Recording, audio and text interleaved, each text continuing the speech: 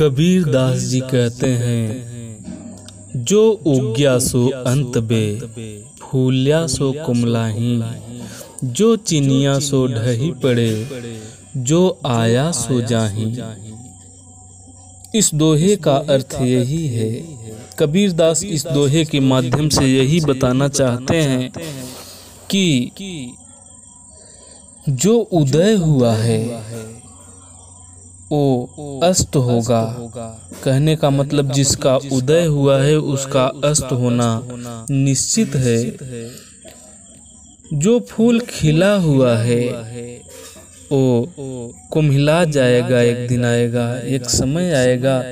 जो फूल आज खिला है, फूल बना है, किसी समय वो कुम्हिला जाएगा, मुरझा जाएगा।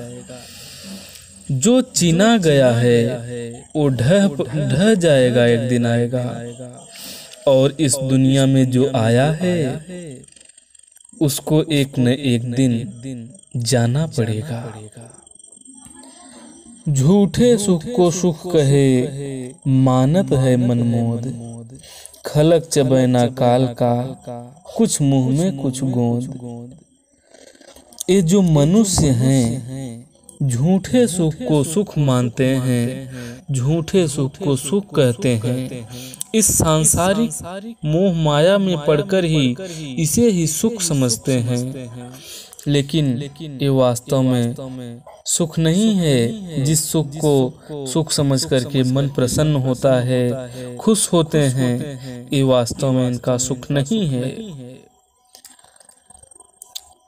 खलक चबैना काल का, कुछ मुंह में कुछ गोद। मनुष्य तो काल का चबैना है और कुछ उसके मुंह में है, कुछ गोद में लिया हुआ है। कब इसको खा डालेगा, कब काल के काल में समा जाएगा मनुष्य, पता नहीं है। ऐसा कोई ना मिले हमको दे उपदेश, भव सागर में डूबता कर गही काढ़े केस। कबीर दास जी इस दोहे के माध्यम से बताना चाहते हैं कि मुझे ऐसा कोई व्यक्ति समय रहते नहीं मिला कि मुझे बता देता, मुझे उपदेश दे देता कि क्या सही है क्या गलत है।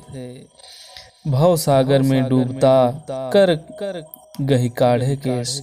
इस भव सागर में डूब रहे हैं, जो इस संसार रूपी सागर में डूबे जा रहे हैं, कोई ऐसा मिल जाए जो केस पकड़ करके निकाल ले।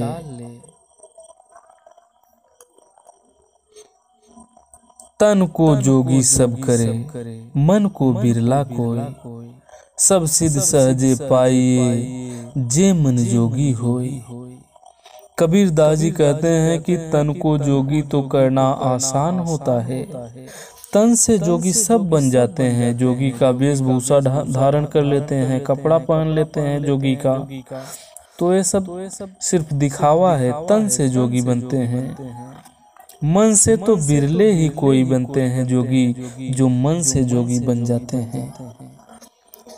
सब उनका काम सिद्ध हो जाता है, सब कुछ पा जाते हैं जो मन से जोगी हो जाते हैं, जो दिखावा नहीं करते हैं, जो सही सही जोगी हो जाते हैं। जिसका मन ही जोगी हो जाता है वो भगवान को पा लेता है।